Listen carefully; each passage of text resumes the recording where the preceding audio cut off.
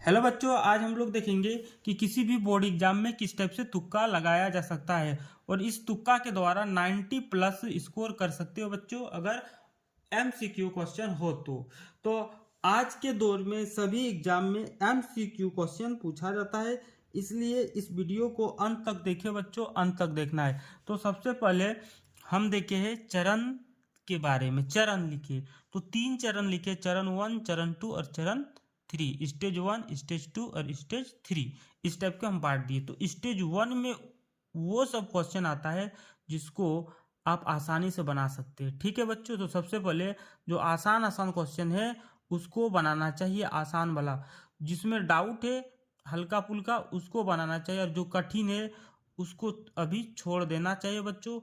यहीं पर तुक्का लगाया जाता है, मतलब चरण 3 में तुक्का लगाया जाता है। मान लो यहाँ पर कुछ क्वेश्चन बना लिया है, उसके बाद यहाँ भी कुछ क्वेश्चन को बना लिया है। अब 3 में कुछ क्वेश्चन फंस गया है, अब उन क्वेश्चनों को हम तुक्का के द्वारा किस टाइप से बनाएंगे बच्चों, यहाँ पर कैसे तुक्का लगाएंगे उसके बारे में हम बताएंगे बच्चों। तो वीडियो में अंत तक बने रहना और वीडियो को सब्सक्राइब कर देना बच्चों।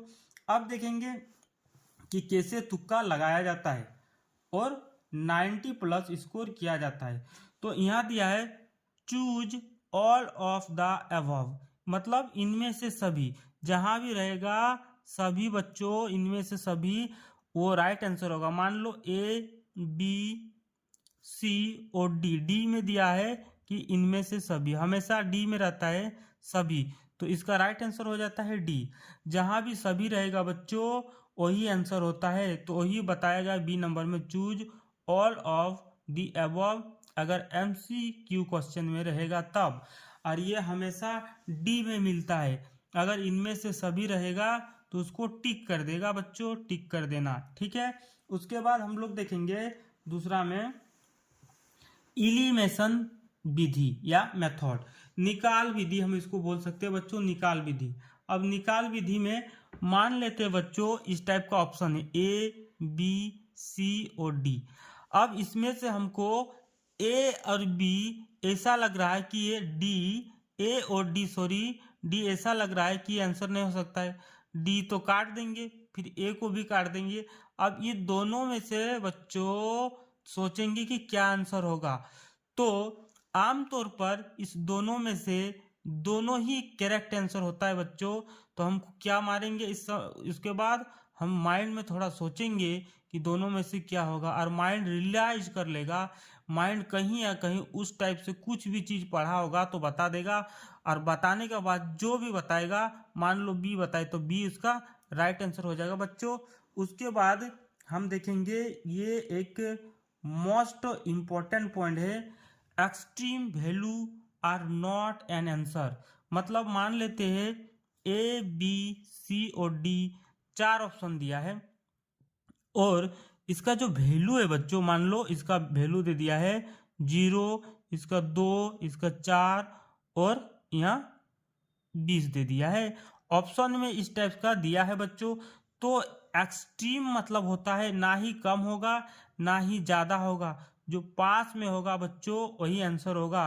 फिर माइंड रियलाइज करेगा कि दोनों में से क्या होगा, उसी को हम टिक मार देंगे बच्चों, उसी को टिक मार देंगे। तो इस प्रकार इसका आंसर हो जाएगा बी। ठीक है, उसके बाद ई नंबर देखेंगे बच्चों।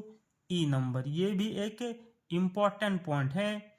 ठीक है, ई नंबर बताया गया 6 सिमिलर ऑप्शन। कभी कभी ऑप्शन में एक जैसा ऑप्शन दिया होता है, जैसे कि यहाँ दे दिया साइन थीटा ए नंबर में, और यहाँ दे देगा बच्चों माइनस साइन थीटा, और यहाँ दे दिया है सी नंबर में 50 दे दिया है, और डी नंबर में दे दिया है 70। तो ये दोनों में से आंसर होगा, दोनों में से आंसर होगा। उसके बाद माइंड क्या करेगा, रियलाइज कर लेगा, जैसे कि ए किया तो ए टिक मार देंगे, ए टिक मार देंगे बच्चों। इस प्रकार से बनाया जाता है एमसीक्यू क्वेश्चन को। उसके बाद बच्चों यहाँ एफ नंबर में बताया गया, choose an option that first come in your mind. मतलब हमारे माइंड में जो बताता है बच्चों, जो ऑप्शन बताएगा वही आंसर होता है। क्योंकि साइकोलॉजी के अनुसार एक रिसर्च में पाया गया है कि माइंड कुछ चीज को रिकॉर्ड करके रख लेता है लेकिन हमको याद नहीं होता है। मान लेते ए बी सी और डी ऑप्शन है, मेरा माइंड पढ़ चुका है लेकिन हमको याद नहीं कि ये जो है ए आंसर होगा, कभी या कभी उसको पढ़ा होगा, इसीलिए माइंड ने इसको बोला है कि ए होगा बच्चों, ए होगा, तो ए वही आंसर हो जाएगा। माइंड जिसको बोलता है वही आंसर हो जाता है, इसलिए हम ए को मार दिए। ठीक है, जो जितना अभ्यास किया है उसका आंसर उतना सटीक होगा, इसलिए अभ्यास भी जरूरी है बच्चों, अभ्यास भी जरूरी है। उसके बाद जी नंबर में देखेंगे कि most common option are B M सी।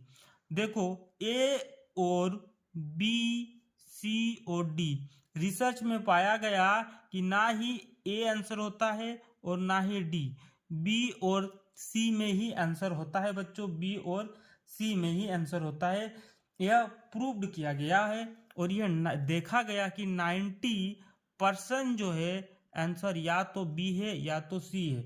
उसके बाद अपने मन से ही बी या सी को टिक कर लेना है। जो बढ़िया से पढ़ा है, दो तो भारी भारी चीज, मान लो 4 ऑप्शन था, 2 तो हम काट दिए बच्चों, अब दोनों में से अगर पढ़ा होगा तो मार देगा और वो 90+ स्कोर कर लेगा बच्चों।